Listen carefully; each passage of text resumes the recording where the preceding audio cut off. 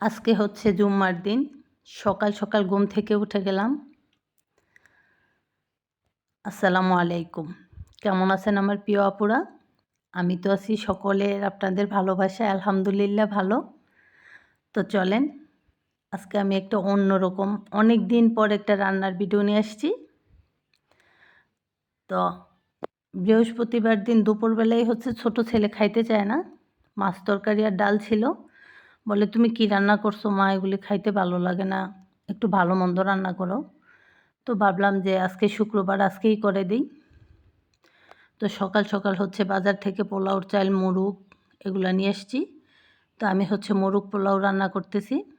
যদিও সব প্রসেসিং দেখাই নেই, কারণ একা একা একদম টায়ার্ড লাগতেছে। তো এতটুকুই জাস্ট আপনাদের সাথে শেয়ার করলাম। একদম ডুবা তেলে হচ্ছে মোরগটা ভাজতে হয়, যেন ভাজার মধ্যেই মোরগটা সিদ্ধ হয়ে যায়। তো এইভাবে হচ্ছে আমি মোরগ পোলাও রান্না করলাম। এই হচ্ছে আমার ফাইনাল, মোটামুটি রান্না শেষ। একা একা আসলেই অনেক ঝামেলা, এগুলো করতে অনেক সময়ের দরকার। এই তো একদম মাটির চুলায় রান্না করে হচ্ছে রুমে নিয়ে আসছি। এখন হচ্ছে সব রেডি করলাম। ছেলেদের দুপুরের খাবার, 3 ছেলে সিফাত, দৌলত, আরাফাত ওরা খাবে। তো মনে হয় ভালোই হয়েছে, আমার কাছে মনে হইল। তো ওই দৌলত আর আরাফাত কিছু বলে নাই, সিফাত বলছে যে অনেক সুন্দর একটা স্মেল ছিল, তারপরে বলছে যে না ভালো হয়েছে। যাই হোক আলহামদুলিল্লাহ, অনেক খুশি লাগতেছে যেই তো ওরা ভালো বলছে।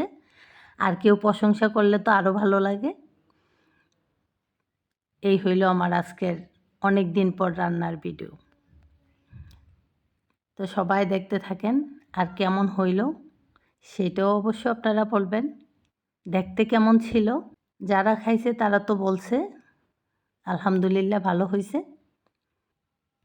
তো একদমই টায়ার্ড লাগে, করতে ইচ্ছে করে না, যদিও না করে উপায় নেই, কারণ আমিই তো একা। আমি রান্না না করলে আমার ছেলেরা কোথা থেকে খাবে। তো আজকের মতো এখানেই শেষ। আল্লাহ।